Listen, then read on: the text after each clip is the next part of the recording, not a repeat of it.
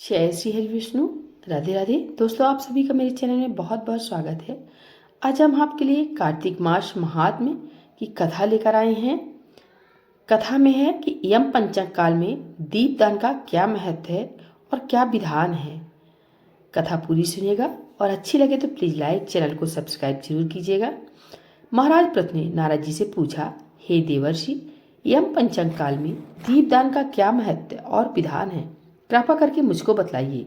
तब नारद जी ने कहा, हे राजन, कार्तिक मास के कृष्ण पक्ष की त्रयोदशी से शुक्ल पक्ष की द्वितीया दौस तक के 5 दिन यम पंचक कहलाते हैं। इन दिनों में धनतेरस की रात्रि को यमराज के निमित्त दीपक जलाने से यमराज प्रसन्न होते हैं और अकाल मृत्यु आदि नहीं होती। इसके अगले दिन कार्तिक कृष्ण चतुर्दशी को नरक चतुर्दशी भी कहते हैं। इस दिन तेल का अपामार्ग तथा दूर्वा आदि लगाकर स्नान करना चाहिए। स्नान के बाद दक्षिण की ओर मुख करके अपसव्य होकर जल में तिल मिलावे और 3-3 अंजुलि से यमराज, धर्मराजाय, मृत्युवे, अंतकाय, कालाय, सर्वभूतच्छयाय, अदुम्बराय, दग्नाय, परमेष्ठिने, ब्रकोदराय, चित्राय, चित्रगुप्ताय इन नामों से यमराज को तर्पण करे। फिर सायंकाल ब्रह्मा, विष्णु, शिव तथा दुर्गा के मंदिरों में तथा वृक्ष, सभा, गौशाला, बागीचा, नदी, तालाब, कुआं, बावड़ी, गली, चौरस्ता, खेत, शमशान आदि में दीपक जलावे और रात्रि को श्री लक्ष्मी जी की पूजा करे। यदि शस्त्र से किसी की मृत्यु हो तो उसके निमित्त भी चतुर्दशी को दीपदान करना चाहिए। इसे अक्षय पुण्य फल प्राप्त होता है। इसके बाद कन्या, ब्रह्मचारी तथा तपस्वियों को भोजन करावे। इससे हम लोग न जाकर शिवलोक की प्राप्ति होती है।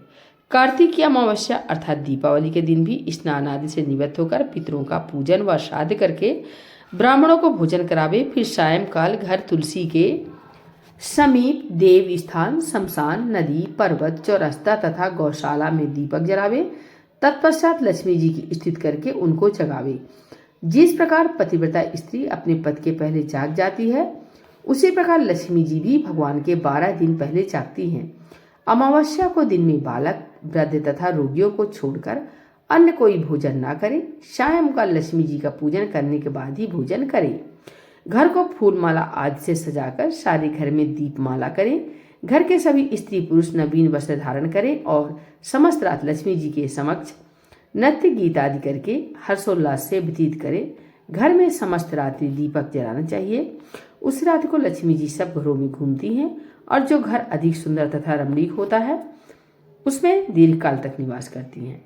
एक प्रहर रात्रि शेष रहने पर दरिद्र रूप घर का कूड़ा करकट, सूप, छाछ या पुराने पंखे पर रखकर बाहर फेंक देना चाहिए। ऐसा करने से वह घर धन धान्य से परिपूर्ण रहता है।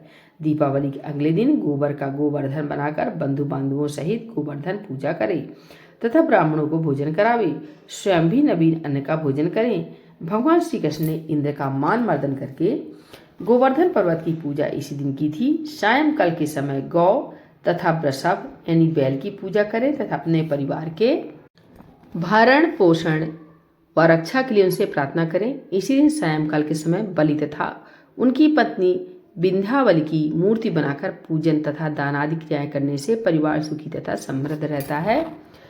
ये 19वां अध्याय समाप्तम। बोलिए कार्तिक मास महात्म्य की जय। श्री लक्ष्मी नारायण भगवान की जय।